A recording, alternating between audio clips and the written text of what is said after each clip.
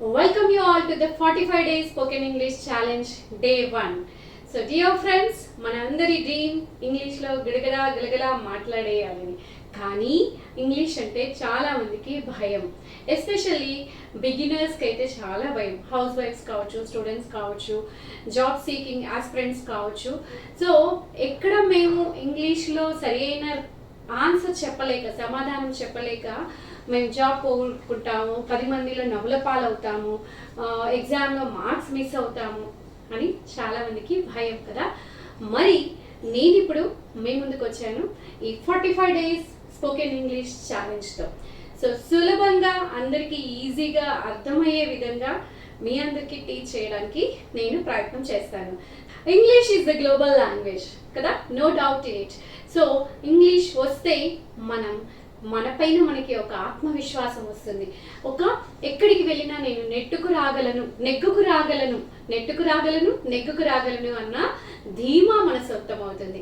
మరి అలాంటప్పుడు మన చుట్టూ ఎన్ని అవకాశాలు ఉన్నా కూడా మనం నెగ్లెక్ట్ చేస్తూనే ఉంటాం. But this is the time. అందరికీ ఒక చిన్న అవకాశం. I'm giving you the opportunity through my YouTube channel Kavi's magic world. So మరి నేర్చుకోవాలి అన్న మోటివేషన్ అనేది మనకి చాలా చాలా అవసరం. First what we have to do, we have to focus on one something. ఒక్క దాని మీదే ఫోకస్ చేస్తే ఖచ్చితంగా దాని మీద పట్టు తెచ్చుకోగలుగుతాం.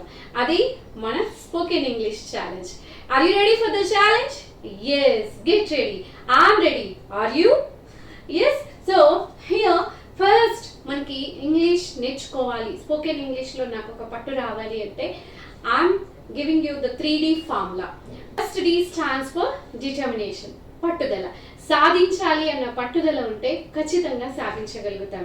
మన 45 డేస్ ఛాలెంజ్లో, స్పోకెన్ ఇంగ్లీష్ ఛాలెంజ్లో ఖచ్చితంగా మీరు ఎంతో కొంత కాదు, నేను నా క్లాసెస్ని మీరు ఖచ్చితంగా యూటిలైజ్ చేసుకుంటే మీరు ఒక మంచి ఫ్లూయెంట్ ఇంగ్లీష్ స్పీకర్ అవుతారు. ఆఫ్టర్ దట్ మరి పట్టుదల ఉంటే సరిపోతుందా? దానికి తగిన అంకిత భావం, డెడికేషన్ కావాలి. సాధించాలి అన్న పట్టుదల ఎంత ఇంపార్టెంటో అది సాధించడానికి కావాల్సిన అంకిత భావం అంతే ఇంపార్టెంట్. ఆఫ్టర్ దట్ డివోషన్, భక్తి భావం. ఎస్, మనం నేర్చుకునే దానిపైన, మనం చదివే దానిపైన, మనం శ్రద్ధ పెట్టే దానిపైన ఖచ్చితంగా మనకి భక్తి భావం కావాలి. So determination, dedication and devotion, ఈ 3 Ds ఎప్పుడు మీ వెంటే ఉంటే ఖచ్చితంగా మీరు ఈ 45 డేస్ స్పోకెన్ ఇంగ్లీష్ ఛాలెంజ్ని విన్ అవుతారు, నాది guarantee. Okay, after that yes, మరి ఇప్పుడు మన టాపిక్ వచ్చేస్తే, ఇంగ్లీష్ విషయానికి వస్తే, ఈజీ ఇంగ్లీష్ టాపికే ఈజీ ఇంగ్లీష్. ఈజీగా ఎలా నేర్చుకోవాలి అనేది మన కాన్సెప్ట్. సో ఈజీ ఇంగ్లీష్లో first we have to focus on how we can learn English easily. Yes, first thing we have to focus. Where we have to focus? What are the ways to learn English easily? అనే దాని మీద focus చేస్తే yes, LSRW skills. ఈ 4 skills, English అనగానే మనకి basics, ఈ 4 skillsని కనుక మనం పట్టు సాధించినట్లయితే definitely we can win this challenge. What are they? LSRW. L stands for listening. So we have to focus on listening. 100% listening కావాలి. ఇప్పుడు మీరు నా వీడియో చూస్తూ ఉంటారు కదా, సో ప్రతి పాయింట్ని, ప్రతి పదాన్ని కూడా మీరు ఫోకస్ చేయాలి. లిజనింగ్ ఇస్, వినడం అనేది చాలా చాలా ఇంపార్టెంట్. మనం చాలా వరకు లిజనింగ్లో ఫెయిల్యూర్ అవుతూ ఉంటాం, ఎంతసేపు మాట్లాడడానికే ప్రయత్నిస్తాం. But when you are ready to learn something, you have to focus on listening. Okay, వినడం. ఎన్ని అవకాశాలు ఉన్నాయి వినడం. ఏమి వినడం? మరి ఇంగ్లీష్ నేర్చుకుంటున్నాం, సో ఇంగ్లీష్ పాటలు విందాం, ఇంగ్లీష్ పదాలు విందాం, ఇంగ్లీష్ న్యూస్ విందాం, మూవీస్ విందాం, చూద్దాం. ఓకే, సో వినడం ద్వారా నేర్చుకోవడం అనేది 100% పాసిబుల్ అవుతుంది. After that next opportunity, next area of focus ఏంటి? Speaking. So you have to keep on speak with your family members, friends. తప్పేమో నేను మాట్లాడితే అని అనుకోకుండా ఆ భయాన్ని పక్కన పెట్టి start speaking with your family, start speaking with your friends. ఇంకా ఏమీ లేదు అంటే నేనైతే I speak with myself. మిర్రర్లో నాతో నేను మాట్లాడుకుంటాను. గొడవే లేదు కదా, భయపడాల్సిన పనే లేదు కదా. So yes, speaking is very very important tool in learning our English language. After that reading. Yes, reading plays vital role. సరే, ఇప్పుడు మీరు హౌస్ వైఫ్స్ కావచ్చు, ఇంకా జాబ్ సీకర్స్ కావచ్చు, మాకు రీడింగ్కి స్కోప్ లేదు అని అనుకోవడానికి అస్సలు లేదు. సో మన మొబైల్లో there are so many opportunities. గూగుల్కి వెళ్ళిపోండి, బెడ్ టైమ్ స్టోరీస్ ఉంటాయి, స్మాల్ స్టోరీస్ ఉంటాయి, న్యూస్ పేపర్ ఉంటుంది. Yes, there are so many opportunities to focus on reading. After that writing. Yes, ఎప్పుడు వినడం, మాట్లాడడం, చదవడం ఇవన్నీ కూడా 100% మన సబ్కాన్షియస్ మైండ్లో ఫీడ్ అవ్వాలి అంటే we have to write. Yes, okay, got it. మనం వింటున్నది, మాట్లాడుతున్నది, చూస్తున్నది ప్రతి ఒక్కటి కూడా ఎప్పుడైతే మనం పేపర్ మీద రాస్తామో అప్పుడు మన సబ్కాన్షియస్ మైండ్లో, మన బ్రెయిన్లో అది ఫిక్స్ అయిపోతుంది, ఫీడ్ అయిపోతుంది. ఇంకా మనం డిలీట్ చేసేంత వరకు కూడా ఆ చిప్ డిలీట్ అవ్వదు. Got it. సో ఈ రోజే మన 45 days ఇంగ్లీష్ ఛాలెంజ్ డే 1. ఈ రోజే మీరు ఒక నోట్స్ పెట్టండి, డే 1 అని రాసి డేట్ వేసి you keep on writing the notes, keep on writing the notes, keep on listening and try to speak, try to read, and don't miss to write whatever you learn. Just keep on noting down the points in your notebook. Okay, are you ready for the challenge, day 1 challenge? Yes, not day. You will get that confidence that you can rock, you can win your challenge. Congratulations for joining this challenge, accepting this challenge. Now let us move on to the topic. ఈ రోజు నేను మీకు చెప్పే only మోటివేషనే కాకుండా కొంత మనం easy ఇంగ్లీష్లో topic start చేసేస్తాను, బేసిక్స్ ఆఫ్ ఇంగ్లీష్ స్టార్ట్ చేసేస్తాను. You are well motivated to learn English, to accept the challenge. Yes, day 1 today's lesson is మన తెలుగులో వాక్య నిర్మాణానికి ఇంగ్లీష్లో సెంటెన్స్ ఫార్మేషన్కి కొద్దిగా స్లైట్ డిఫరెన్స్ ఉంటుంది. ఏంటి అంటే ఇంగ్లీష్లో మనం సబ్జెక్ట్, వర్బ్, ఆబ్జెక్ట్ ఈ సిరీస్లో రాస్తాం. అంటే first doer of and action అంటే పని చేసిన వాళ్ళని సబ్జెక్ట్స్ అంటాం. ఫస్ట్ ఇక్కడ చూడండి, సబ్జెక్ట్ అంటే ఎవరు? పని చేసే వాళ్ళని, వీళ్ళని సబ్జెక్టివ్ ప్రొనౌన్స్ అని కూడా అంటాము. సో ప్రపంచంలో నలుమూలలో ఎక్కడికి వెళ్ళినా కూడా సబ్జెక్ట్స్ అంటే మనం ఇంగ్లీష్లో వీళ్ళనే చెప్తాం. I, we, you, they, he, she, it. Doer of an action. What is an action? Action అంటే వర్బ్, చేసిన పని.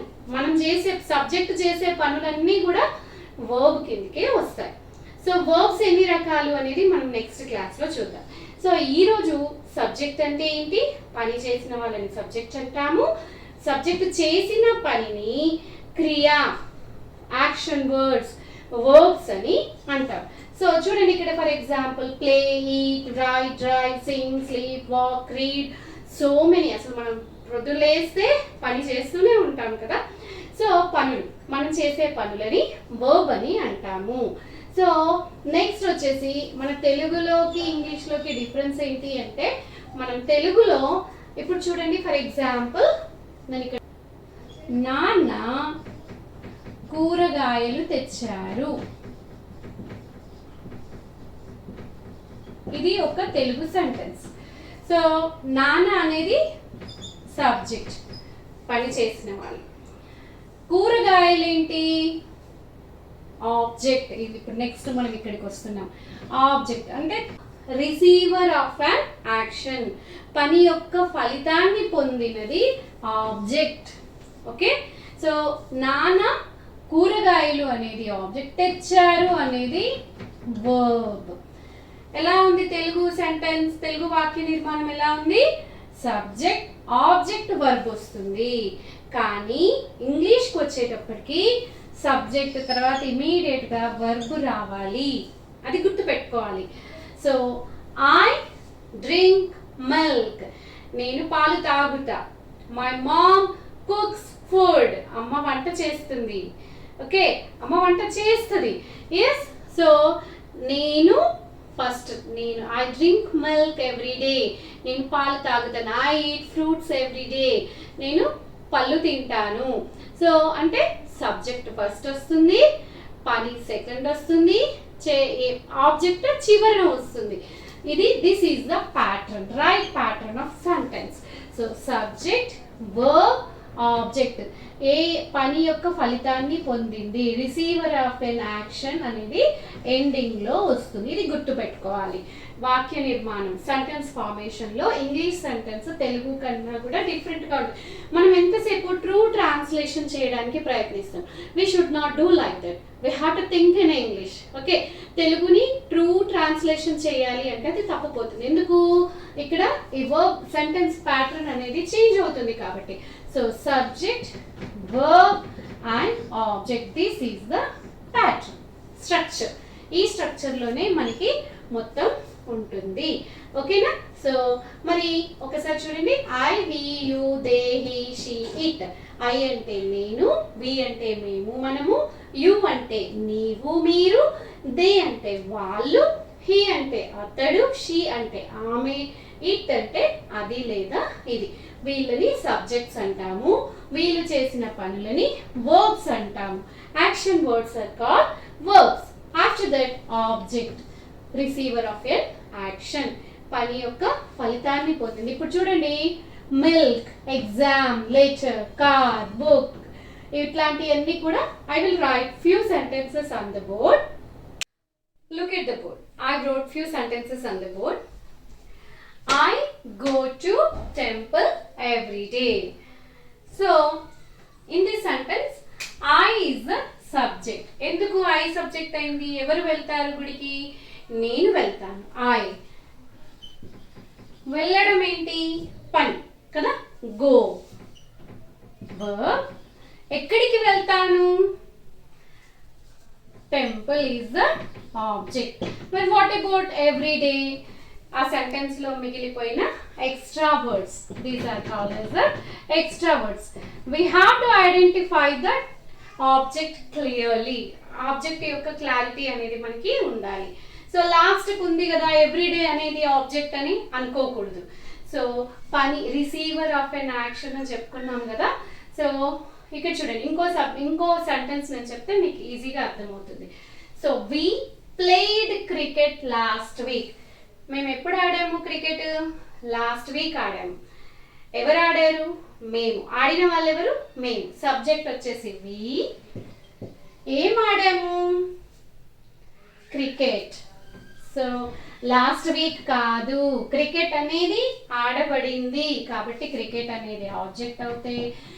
ఆడడం అనేది, ప్లేడ్ అనేది వర్బ్. చూడండి మన ప్యాటర్న్ ఎలా ఉండాలి ఇంగ్లీష్ సెంటెన్స్ లో? Subject, verb and object. So we అనేది సబ్జెక్ట్ అవుతుంది, ప్లేడ్ అనేది వర్బ్ అవుతుంది, క్రికెట్ అనేది ఆబ్జెక్ట్. సో మీకు ఇందులో డిఫరెంట్ టెన్సెస్ ఉన్నాయి. అవన్నీ మీకు ఏది ఏ టెన్స్, ఎక్కడ ఏ వర్బ్ ఎందుకు అలా వస్తుంది అవన్నీ ఫర్దర్ క్లాసెస్ లో మీరు నేర్చుకుంటారు. సో నెక్స్ట్ సెంటెన్స్ చూడండి. They are writing exam. ఎవరు రాస్తున్నారు? వాళ్ళు. రాసే వాళ్ళు సబ్జెక్ట్. ఏం రాస్తున్నారు? Exam object.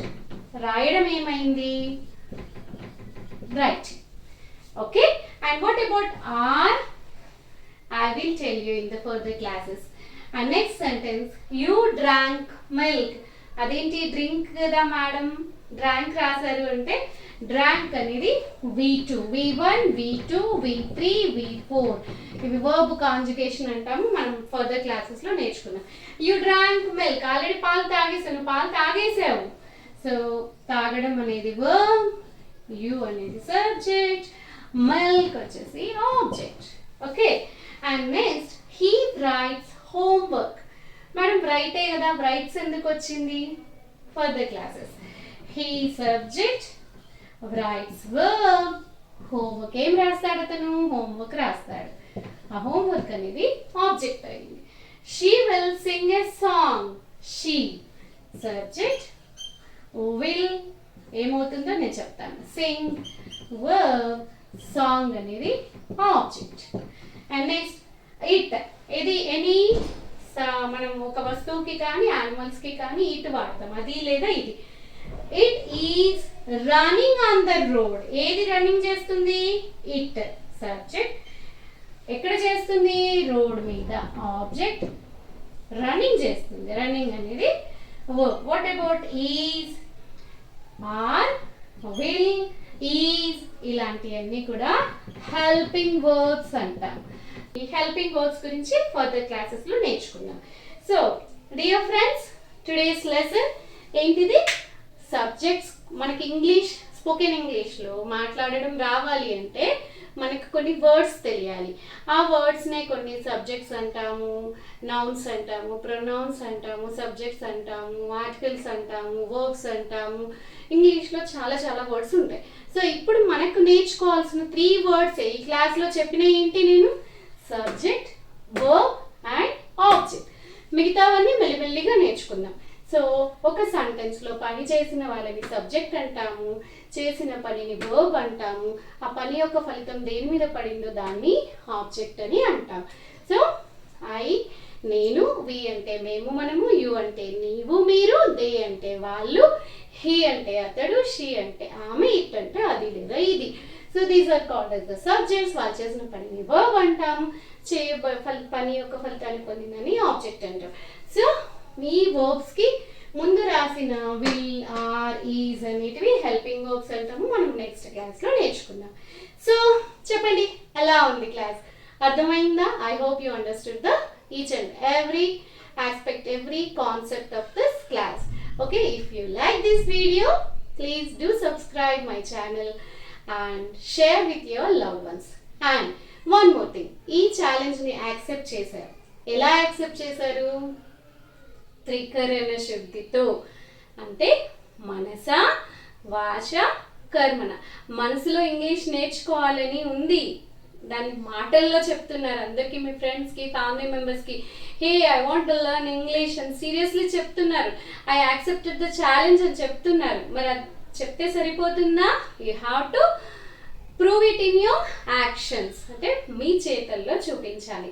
అప్పుడే you will get the success of 45 days English challenge, spoken English challenge.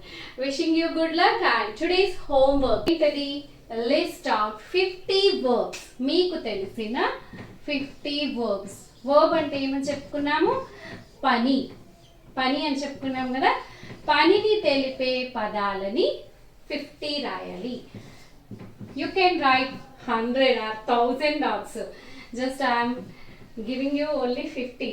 Okay, so play, పని, eat, write ఇట్లాంటి పదాలు ఒక 50 రాయండి. And mention in the comments also. So please give me your valuable feedback on this video. Bye bye.